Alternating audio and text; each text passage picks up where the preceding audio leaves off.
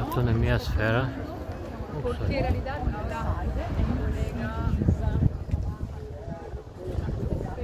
Το 1990 δόθηκε.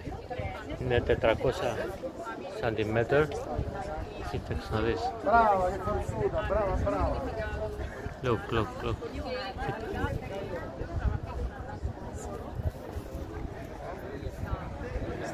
Ένας καλλιτέχνης ο οποίος είναι καταπληκτικός έφτιαξε αυτό το πράγμα.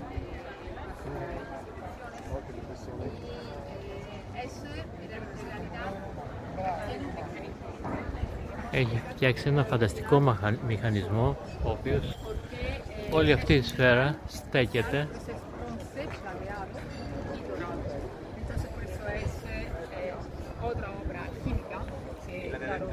αλχημικό μηχανισμό έχει κάνει. Στέκεται, δεν πέφτει, γυρίζει. Είναι όλη η Ευρώπη εδώ, αν τη δεις από μακριά. Είναι μαγνητικό πεδίο. Όταν ο αέρας